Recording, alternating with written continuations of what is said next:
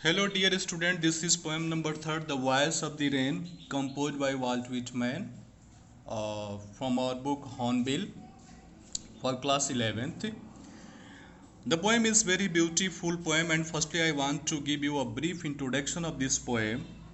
The poem "The Voice of the Rain" is written by Walt Whitman. इसको Walt Whitman ने right किया है. It is a conversation between the poet and the rain. तो इसमें एक conversation हुआ है पोएट और रेन के बीच में. The rain explains its eternal journey in its birthplace earth to the poet. और इस पोएम में बारिश अपने इटरनल जर्नी के बारे में बताती है, अपने यात्रा के बारे में बताती है. इटरनल कहते हैं शाश्वत को, शाश्वत यात्रा के बारे में बताती है इसमें. तो listen, this is the first stanza. And who art thou? This is the question asked by the poet. Poet जानना चाहता है कि तुम कौन हो. Said I to the soft falling shower which stands to tell gave me an answer as here translated, and the answer given by the voice of the rain is very strange. जो answer बारिश ने poet को दिया वो answer बड़ा ही Strange था. वो एक स्टेंज मैनर में आंसर दे रही है एज हियर ट्रांसलेटेड, जिसको यहाँ पे ट्रांसलेट किया गया है. And that time in the language of rain the poet was unable to understand what is the answer of the rain because it was very strange answer. Listen what the rain said. I am the poem of earth, said the voice of the rain. तो voice of the rain, बारिश बता रही है कि मैं इस पृथ्वी की संगीत हूँ, मैं पृथ्वी की गीत हूँ, मैं इस पृथ्वी की कविता हूँ. अपने आप को पृथ्वी की कविता बता रही है. Eternal I rise impalpable out of the land and the bottomless sea. And listen, फिर वो क्या बता रही है अपने आप को. In the above lines the poet asked the soft falling shower, who are you? इसमें पहले पोएट ये पूछता है कि तुम कौन हो. To which the rain replied in a strange state manner, और जिसका आंसर बड़ा ही strange manner में मिलता है. द रेन सैड, बारिश ये बताती है that it was the poem of the अर्थ. वो पृथ्वी की कविता है, पृथ्वी की गीत है, पृथ्वी की संगीत है. And it raise continuously from the land and the bottomless ocean in the form of vapour. और वो कंटिन्यूली निकलती रहती है, रेज होती है. Impalpable, I rise impalpable, impalpable which is out of touch, इसको कोई टच नहीं कर सकता है. This is the shores from where rain come, no one can reach there and no one can touch it, of the land and the bottomless सी. और कह रहा है कि बारिश का ऐसा एक फॉर्म होता है कि उसको कोई टच नहीं कर सकता है. इसका जो प्रोसेस है, बारिश को बनने का जो प्रोसेस है, जिसको हम लोग एवापोरेशन सिस्टम कहते हैं, in science it has been given वाष्पोत्सर्जन की क्रिया, इससे जो है बारिश का फॉर्मेशन होता है. तो that process no one can touch, उसको कोई देख नहीं सकता है, कोई उसको छू नहीं सकता है. Upward to heaven whence vaguely formed altogether change and ate the same. And listen here. Upward to heaven whence vaguely formed altogether change and ate the same. I descend to leave the droughts, atomies, dust layers of the globe, and all that in them without me were seeds only latent unburned. तो देखिए ये बारिश अपने आप को क्या बताती है कि मैं इस पृथ्वी पे आती हूँ. फिर पहले तो मेरा फॉर्मेशन होता है, मेरा निर्माण होता है एवोपरेशन सिस्टम के द्वारा. फिर मैं बारिश का रूप लेती हूँ, मैं इस पृथ्वी पे आती हूँ. I descend to leave the droughts, atomies, dust layers of the globe. मैं इस पृथ्वी पे आती हूँ. And I have a lots of works, I come here to leave the droughts. वो सूखे को धोने के लिए आती है, सूखे को समाप्त करने के लिए आती है. एटॉमीज, जो छोटे छोटे धूल कण होते हैं उसको वो धोने के लिए आती है. Dust layers of the globe, और ग्लोब के जो भी डस्ट लेयर होते हैं उसको वो धुलने के लिए आती है. And all that in them without me were seeds only latent unborn. और बारिश अपने आप को बता रही है कि मेरे बिना, यानी जब तक मेरा आगमन इस पृथ्वी पर नहीं होता है, without me were seeds only Latin unborn. बता रही है कि इसके बिना जो सीड्स है जो पृथ्वी के अंदर है वो अनबन रह जाते हैं, वो वैसे पड़े के पड़े रह जाते हैं।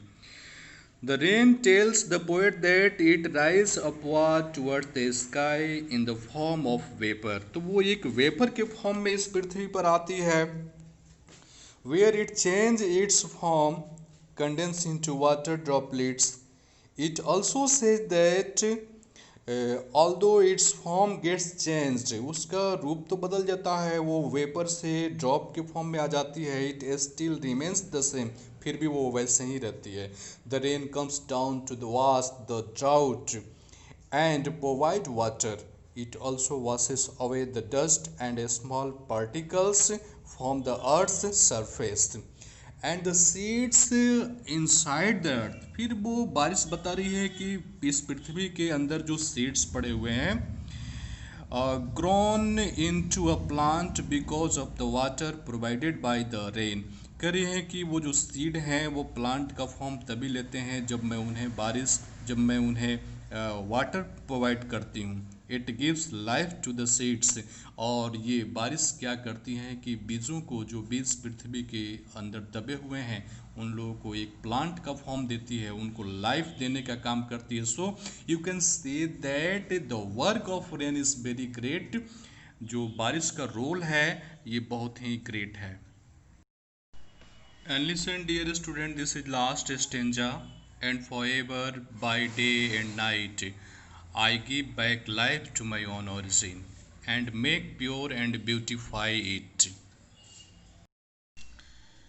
So listen, dear student, this is last stanza। And forever by day and night I give back life to my own origin and make pure and beautify it। For song is swing from its birthplace after fulfillment, wandering wrecked or unwrecked, July with love returns। तो listen, in this last stanza what the poet wants to say।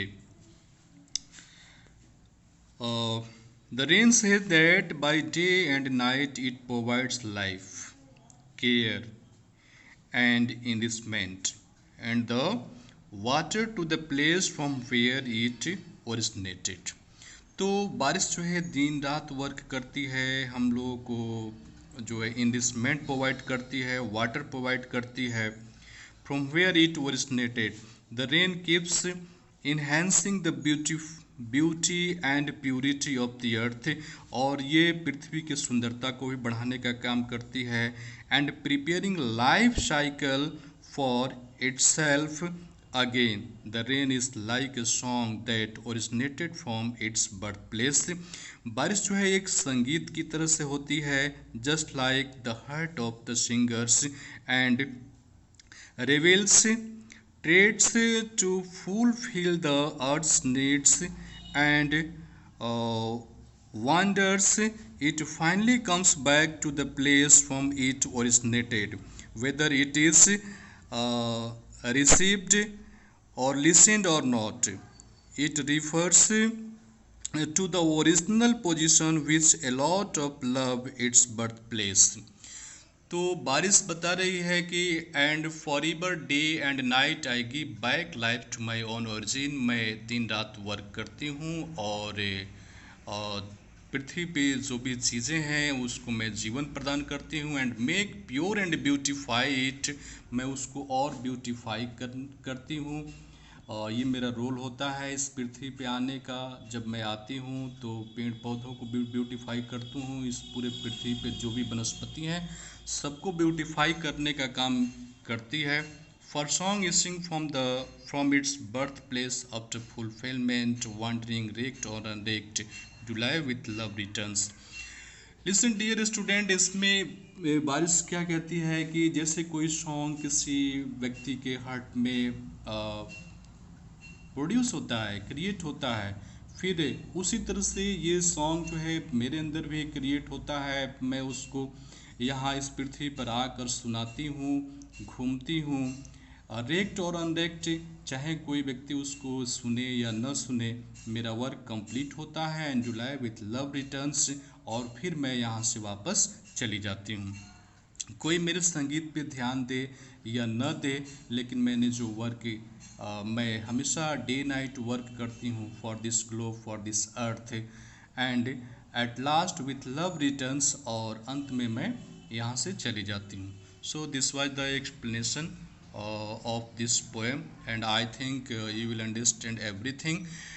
I will continue and this poem and tell also poetic devices which are used in this poem in my next video. Thank you for watching.